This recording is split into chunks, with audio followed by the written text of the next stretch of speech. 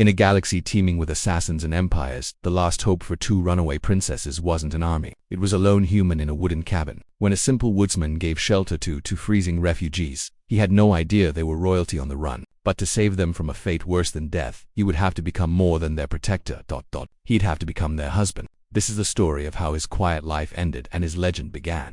Our story starts, not in the stars, but in the deep, quiet woods during the harshest winter on record, a winter that would change one man's destiny and the fate of a galactic dynasty. Ethan always said the forest had a voice. He'd lived in its embrace for 15 years, far from the noise of a world he didn't recognize anymore. His cabin, built with his own 2 hands, was his sanctuary, nestled deep in a wilderness few ever dared to cross. He wasn't a recluse. He was a king in a silent kingdom of pine and stone. He understood the language of the wind, the meaning in a deer's startled glance, and the heavy silence that came before a snowstorm. His life was a simple rhythm: chop wood, check traps, and prepare for whatever the seasons threw at him. He was a man of quiet competence, his hands calloused but skilled, his mind sharp. This winter, though, was different. It was a brutal, relentless beast. The snow didn't fall. It flew sideways in a blinding torrent, driven by a wind that screamed like a ghost. For 3 days, the world outside was nothing but a swirling vortex of white. Even the ancient pines seemed to groan under the weight of it all. Snug by his fire with a month's worth of wood stacked high, Ethan felt the cold knot in his bones. But as a living thing trying to claw its way through the walls, it was on the 3rd night that he heard it. A sound that didn't belong. Not the crack of a frozen branch or the howl of the wind. It was a faint, desperate thud against his door, so weak the storm almost swallowed it. He froze, listening. There it was again, a soft scraping, like an animal clawing for entry before its last breath. No one in their right mind would be out in this. No hunter, no matter how lost. His first instinct was caution, but his second, deeper instinct was that of a man who knew just how unforgiving the cold could be. To leave anything living outside tonight was a death sentence. Grabbing his heavy lantern, Ethan unbarred the door. The wind roared in, throwing a blast of snow and ice into the room, nearly snuffing out the flame. He shielded it and held it high, peering into the chaos. At first nothing. Then, his light caught 2 shapes, huddled and collapsed on his doorstep. They were small, wrapped in strange, thin cloaks of a dark, metallic thread that offered no real protection. He knelt, his brow furrowed. These weren't the heavy furs of a local. His light fell upon a hand, and he drew a sharp breath. The skin was a pale, luminous blue, like moonlight on ice. He reached out, his gloved fingers brushing against a cheek, colder than the snow itself. Unnaturally cold. A primal alarm bell rang in his mind, not human, but it was drowned out by the sight of their shallow, ragged breaths, each one a tiny fading cloud in the frigid air. There was no more time for questions. There was only the storm and 2 lives fading at his feet. With a grunt, he scooped the lighter of the 2 into his arms. She weighed almost nothing. He carried her inside and laid her gently on the bearskin rug before the roaring hearth. Without a second thought, he plunged back into the screaming wind and retrieved the second, who was barely conscious, her head lolling against his shoulder. He barred the door, shutting out the storm's fury. The sudden quiet was deafening. He turned to the 2 figures by the fire. As the warmth began to thaw their strange cloaks, the fabric seemed to retract, revealing more. They were young women, impossibly beautiful, with delicate features, pointed ears, and skin that held a faint, inner light. Around their necks and on their foreheads were intricate, silvery markings that shimmered in the firelight like trapped stars. They murmured in a language that sounded like soft, chiming bells. Ethan worked fast, survival instincts overriding his shock. He removed their cold, wet cloaks and wrapped them in his warmest wool blankets. He heated water, gently wiping the ice from their faces and hands. He didn't know who or what they were. He only knew they were freezing to death in his home, and he wasn't going to let that happen. In his world, a person in need was a person you helped. No questions asked. For hours, the only sounds were the crackling fire and the stranger's soft, melodic murmurs. Ethan kept vigil, feeding the flames and watching as the deadly blue tint of their skin slowly gave way to a healthier, pearlescent glow. The one he had carried in first, the smaller of the 2, stirred. Her eyes, the color of a twilight sky, fluttered open. For a moment they held a universe of fear. She scrambled back, pulling the blanket tighter, her gaze darting from Ethan to the unfamiliar cabin. The second woman awoke at the movement, her deep violet eyes snapping open with sharp awareness.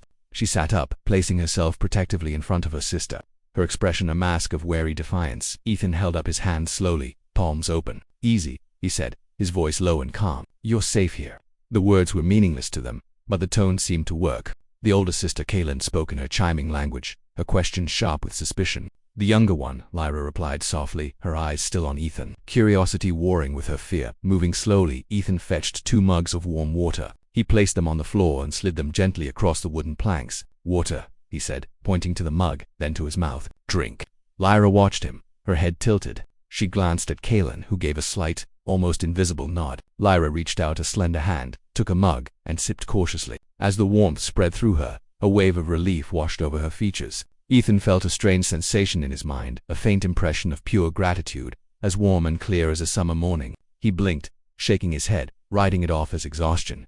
The next few days passed in a strange, quiet routine. The storm raged on, cutting them off from the world. Ethan communicated with gestures and simple words, teaching them his language with a patience that surprised even him. But what really shocked him was how fast they learned. By day 2 they could form simple sentences. By day 3, they were speaking in halting but clear phrases, their minds soaking up the language with unnatural speed. It was Lyra who first spoke of the danger. "We were running," she said softly as she watched him mend his snowshoes by the fire. "From the hunters." Kalen shot her a sharp look, a silent warning, but the word hung in the air, cold and heavy. Hunters. It was a word Ethan understood, but he had a feeling she didn't mean the kind that stalked deer. "What kind of hunters?" Ethan asked, keeping his voice even. Kalen answered this time, her voice firm. "The kind that do not stop. They are relentless. They won't stop until they find us." Ethan looked at their fine-boned faces, their delicate hands. They looked like scholars, not fugitives. "Why are they hunting you?" A shadow crossed Kellen's face. "We carry something they want, something that isn't theirs." She would say no more. That night, as the storm finally began to die down, a new sound broke the peace. A high-pitched electronic whine from outside, a sound completely alien to the forest. Ethan was on his feet in an instant, his hand grabbing the worn stock of the hunting rifle from its place over the fireplace. He peered through a crack in the window shutters. Zipping between the snow-laden trees was a small, metallic drone, no bigger than his fist. It moved with silent, insect-like precision, a single red optic scanning the ground. A tracker, a technological scout, and it was methodically searching the area around his cabin. His blood ran cold. The hunters were here. Ethan's mind, used to the slow pace of the forest, snapped into sharp tactical focus. He wasn't a soldier, but this was his domain. The forest was an extension of his will, and he knew its every secret. He watched the drone, studying its search pattern. It was logical, systematic, predictable. It was looking for heat signatures, tracks, any sign of life that didn't belong. "Stay away from the windows," he whispered to the sisters, his voice tight. "Keep the blankets wrapped tight. You give off a different kind of heat." Lyra and Kalen watched him, their eyes wide. They were used to royal guards with energy shields and pulse rifles. Now their fate rested on a lone man with an old gun and a deep knowledge of snow and trees. Or Ethan pulled on his thickest furs and slipped out the back door, melting into the pre-dawn gloom like a ghost. He circled wide, coming up behind the drone's path. From a pouch at his belt, he pulled a small vial of fox urine, a potent scent used to mask his own. He created a false trail, leading away from the cabin and toward a deep ravine where a cold spring bubbled up, creating a mess of confusing thermal readings. He didn't stop there. He moved to another spot and used a long branch to disturb a snow-covered thicket, faking the passage of two small bodies. He kicked up snow and dirt, breaking the pristine surface in a way the drone couldn't ignore. It was a dangerous game of misdirection, with the forest as his chessboard. He watched from the shadows as the drone, fixated on anomalies, detected the scent trail. It hovered, its red eye blinking, then zipped off toward the ravine. A few minutes later it found the disturbed thicket and spent precious time trying to make sense of the conflicting data. Ethan had bought them time. He slipped back to the cabin, his face grim. This was just the scout. The real hunters would be much harder to fool on inside. The princesses looked at him with new respect. "How did you do that?" Kalen asked, a note of awe in her voice. "Our guards would have just tried to shoot it down." "Shooting it confirms we're here," Ethan said, stripping off his wet furs. "It's better to make them think their technology is failing. It makes them doubt themselves." That small victory seemed to break down the last of Kellen's walls. That evening, as the last light of day painted the snow purple and orange, she finally told him everything. "We aren't just refugees," she began, her voice heavy with the weight of her secret. "We are princesses Kalen and Lyra of the Signian ascendancy, the last of the royal bloodline." She spoke of a vast star-spanning empire and a ruthless warlord named Malachar who had seized the throne. To legitimize his rule, he wanted to forcibly marry them both, a union that would not only cement his power but also give him control over their people's lifestone, an artifact tied to their lineage that he wanted to corrupt into a weapon. "It is a fate worse than any death," Kalen said, her voice trembling with quiet fury. "He would use our bloodline to enslave our people and burn 1,000 worlds. We fled, taking the keys to the lifestone with us. The hunters, they are not soldiers. They are the Kreks, Malachar's personal assassins. Their orders are to bring us back or, failing that, eliminate us and retrieve the keys." Ethan listened, the simple cabin seeming to shrink as the scale of their story filled the cosmos. He was no longer just a woodsman protecting two lost women. He was harboring the last hope of a distant civilization, standing against a galactic tyrant. He looked from Kellen's fierce face to Lyra's frightened but resolute eyes. He felt the crushing weight of their burden, and in that moment, his path was set. He was a simple man, but his world had a simple rule. You protect good from evil. And these two sisters, whatever their origin, were good. A heavy silence filled the cabin after Kellen's story. Even the fire seemed to hold its breath. Ethan walked to the window, looking out at the star-dusted sky, which now felt less like a beautiful tapestry and more like an endless ocean of threats. He wasn't afraid. He'd made his peace with a quiet life and a quiet death. But this was different. This was a cause. He turned back to them, his expression one of grim resolve. "Then this is where we make our stand," he said simply. The words weren't a boast. They were a statement of fact, as solid as the mountains outside. Seeing his unwavering acceptance, something shifted in the sisters. They had been running for so long, trusting no one, but in this human's gaze, they saw something else entirely, a shield. The safety they felt in his cabin became something deeper.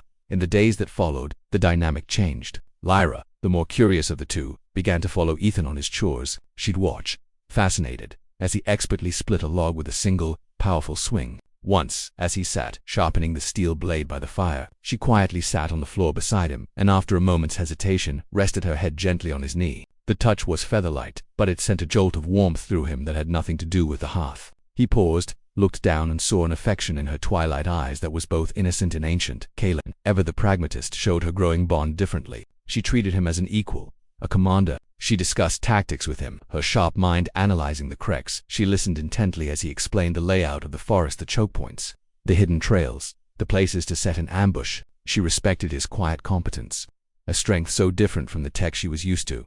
One evening, over a simple meal, Kaelin looked at him seriously. "Ethan," she said, "in our culture, there's a concept you need to understand. The Korath, the life bond." She explained that it was an ancient, sacred right, a bond formed not by law, but by action. When someone saves another from certain death, not for reward, but because it's the right thing to do, a connection is forged, a debt of life that can only be honored by a pledge of life. By rescuing us, by protecting us, ... You have, without knowing it, initiated the Korath. Ethan stared, trying to wrap his head around it. "So, I'm your bodyguard?" Lyra looked up, a small, sad smile on her lips. "More," she whispered. "A protector, a guardian, a mate." Kaelin nodded gravely. "To be our Korath is to be our husband. For us it must be so. We share a lineage, a throne, and a fate. We can't be divided. So our protector cannot be divided between us." Ethan felt the floor drop out from under him. Husband to both of them. He was a 40-year-old woodsman who hadn't spoken to a woman in over a decade. The idea was absurd, impossible. He looked at their earnest, hopeful faces. He saw the logic in their culture, the unity it demanded. But more than that, he saw the tactical reality of it.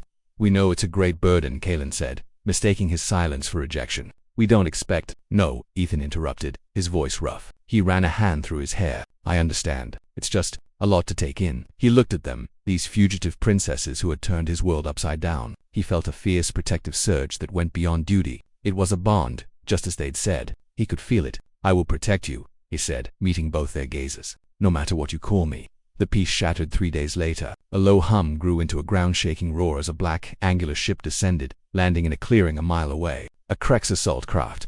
This time there'd be no tricks. "They're here," Kaelin said, her face pale but her eyes burning. "Get your things. We move." "Now," Ethan commanded, grabbing his rifle and a pre-packed survival kit. "The forest gives us cover, but we have to be smart." They fled into the woods just as the first squad of Krex hunters disembarked. They were tall and clad in obsidian armor, their faces hidden behind menacing helmets. They moved with silent, deadly efficiency. Ethan led the sisters through a dense, winding game trail he knew like the back of his hand. But the Krex were relentless, their scanners piercing the foliage. A bolt of crimson energy seared the air, exploding against a tree inches from Lyra's head. She cried out, stumbling. "We can't outrun them," Kaelin yelled. "We don't have to," Ethan replied, his jaw set. "This is my forest." He led them to a narrow pass between two large rock formations, a natural choke point. "Stay here," he ordered, pushing them behind a massive boulder. "Don't move, no matter what." He had spent 2 days preparing this ground. As the first Krex entered the pass, Ethan, hidden on a ledge above, cut a rope. A massive deadfall of logs and rocks crashed down, crushing them. The other hunters paused, their faceless helmets scanning the rocks. Ethan was already moving. He triggered another trap, a snare that whipped a hunter off his feet, leaving him a dangling target. He was a phantom in the trees, using the terrain to create chaos. But there were too many. The Krex commander, a larger, more imposing figure, ordered his troops to flush him out, pinning him behind a tree with suppressing fire. The commander strode into the clearing, primitive, His voice crackled through a speaker, like grinding metal. "Your tricks are amusing, but they're over. Give us the princesses, and we'll grant you a quick death." Ethan knew he was outmatched, but he couldn't let them reach the sisters. With a defiant yell, he broke cover, firing his rifle not at the commander but at a weak point on the rock face above him. The bullet sparked, triggering a small rock slit, a momentary distraction. He charged not at the commander, but back toward the pass where the sisters hid.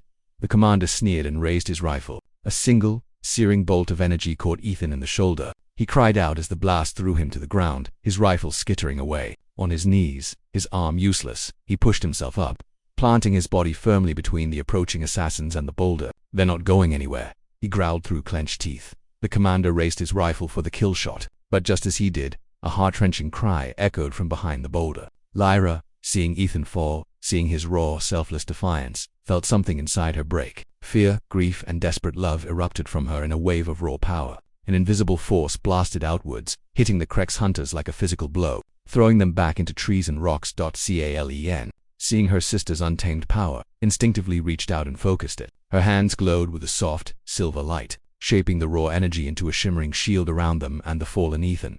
The remaining hunters opened fire, but their crimson bolts sizzled harmlessly against the barrier. The Krex commander stared in shock. Their intel said the princess's abilities were latent, uncontrollable. He had underestimated the human. His sacrifice had been the catalyst. Realizing the mission was a failure, he signaled a retreat. The remaining hunters scrambled back to their ship and vanished into the sky, leaving a scarred, smoking clearing behind.